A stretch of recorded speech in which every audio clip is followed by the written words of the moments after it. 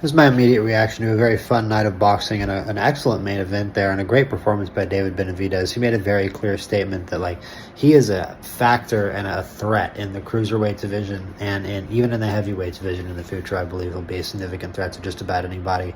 I'd love to see him fight Jairo Pataya, but the truth is, I just see him as being a little bit more dangerous than Jairo Pataya. I mean, did you see that? Did you see what we just watched?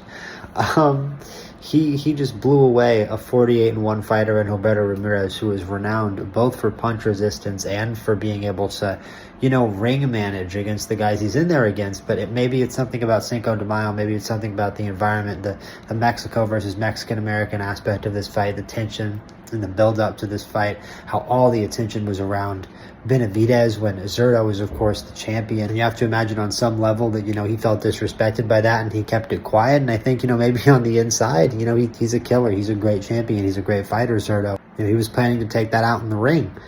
And he got dragged into a firefight with somebody that he could not handle a firefight with. Every single, prediction of Zurdo winning this fight, which I certainly didn't make one, but if anybody predicted Zurdo to win this fight or thought, how could Zurdo win this fight, it started with him doing what he's best at, which is ring control, distance management, and, boxing, not fighting David Benavidez's fight. And he certainly got dragged into David Benavidez's fight, which was a doomed proposition. I think he wanted to prove, that he had power too. And, of course, Zurdo Ramirez has enough power.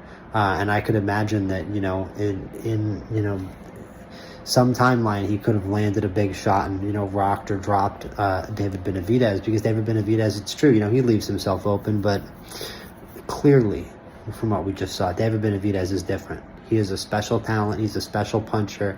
He has weightless power, and I mean that. He has a kind of power and a kind of consistent weight to his punches, to every single shot in those extremely fast combinations, that makes him invulnerable to weight class distinction, right?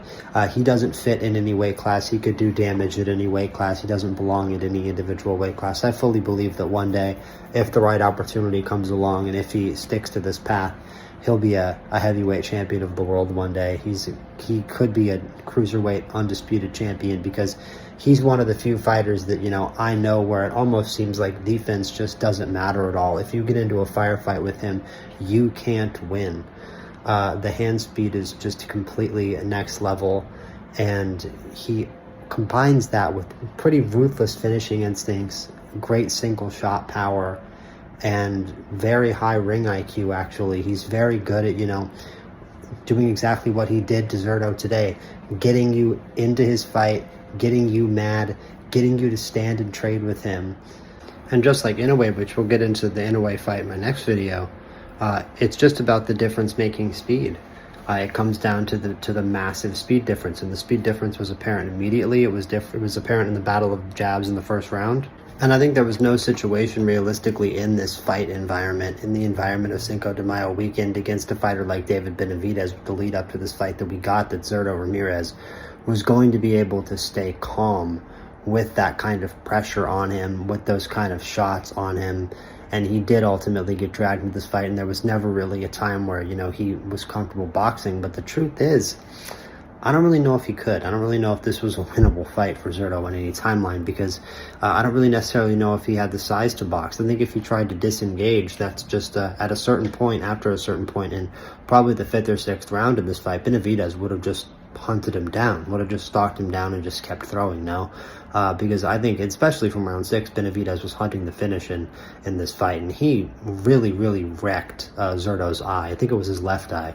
He really, really ruined his left eye. And yeah, both hands from Benavidez looked miraculous, but his straight right in this fight really, really looked fantastic. And like I said in my preview video, man, this is the prime David Benavidez. When people look back and talk about best Mexican fighters of all time, especially when they talk about best Mexican fighters of all time at the higher up weights, which is pretty much him and Canelo, when you talk about best Mexican fighters in that weight class, this is going to be the prime David Benavidez that people talk about. I mean, of course, Zurdo as well is going to be in that discussion. Well, he just completely dominated, one of the only other best Mexican fighters in this weight range in history. He destroyed him, like, genuinely. we've seen Zurdo fight many world-class fighters, and Dmitry Bivol is the only fighter we've really seen best him, and even then, it sort of took Dmitry Bivol halfway through the fight to solve the puzzle of Zurdo Ramirez, whereas in this fight, I mean, that was my favorite moment of this fight that wasn't in the ring, was when Zurdo's cornerman basically said, "You can't get dragged into this machismo fight," I believe were his exact words. "You have to box. You can't get dragged into this machismo fight."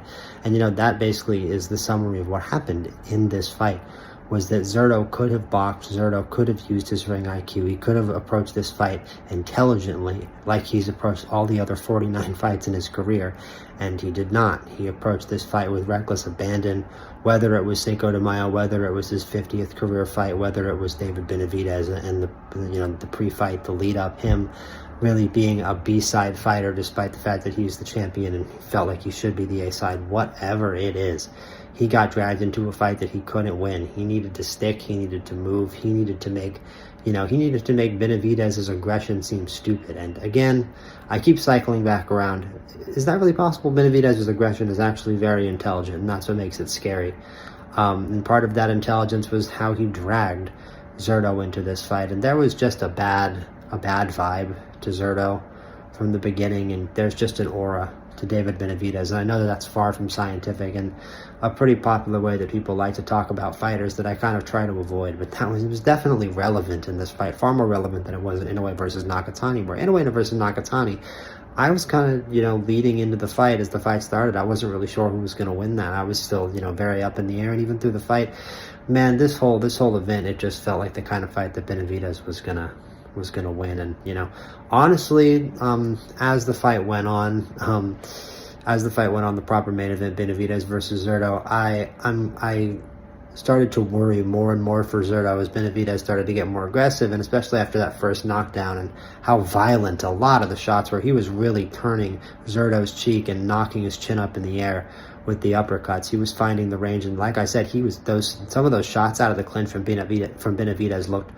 really dangerous. And the shot that finished the fight was a great looking combination, but by far from the most dangerous looking shot that Benavidez threw. So throughout this fight, I was very worried that we were going to see an unconscious or, honestly severely injured Gilberto Ramirez, because, when you're a fighter who's never been knocked out before and you get dragged into a fight like that with a unique power puncher like that, you're at risk for a situation like that. So I think that Zurdo, honestly, may have had that thought in the back of his head, being the professional he is and being dragged into the kind of fight that he is and feeling the kind of damage that he did. And it probably was just about the pain of the injury, but it could have also been partially that he was just like, I'm not gonna get knocked out. If I keep going, I'm gonna get slept by this guy. There had to be that in the back of his head. And I'm sure that we were close to, if that didn't happen, if there was no injury, we were close to the fight being stopped, because at some point you have to accept, if you're Zurdo's corner, that the power isn't equal. And I think Zurdo was kind of the last person to accept that the power wasn't equal. Like I said, his corner said, I think it was after the fourth round, don't get dragged into the machismo fight, right? So that was the fourth round. They already kind of knew that Zurdo wasn't the harder puncher. But again, if you're watching the fight closely, you could tell in the first round that Zurdo wasn't the faster puncher. There wasn't really a subtle speed difference in this fight at all. I didn't expect there to be, but it's really impressive the way that Benavidez punches. That's how I'll end this video. It really is impressive how Benavidez throws his combinations, how there is genuine power on every single punch, and you can't really score those light combinations that, I say light combinations because I'm thinking of Floyd Mayweather, I'm thinking of any of the number of fighters who throw those little pitter-patter punches at the end of the rounds. It looks like Benavidez is doing it with a similar speed, but I promise you, he's not really throwing pitter-patter combinations. He can really just unload whenever he wants to, and it makes me wonder if he was really willing to just go out there and just unload his hands, how quick he could finish fights. I always put a small bet on David Benavidez to win in the first round. Jaime Munguia also fought on this card. He had a dominant win over Armando Resendez. Resendez looked okay early in the fight, but once Munguia just throws from hell, man. He throws really hard. Like I said in my preview video, every single punch. He doesn't really know how to take anything off his punches, but I think is part of actually why Canelo was able to beat him. But of course, he really gained Canelo's respect being a smaller guy at super middleweight and being able to really throw those hellacious bombs. But he definitely got Canelo's respect being able to throw those bombs. But, you know, when he's in there against somebody with better technique, better hands, somebody who's just, you know, at a higher or similar level to him, Jaime Munguia, I worry about him because, you know, you can't just throw nothing but bombs.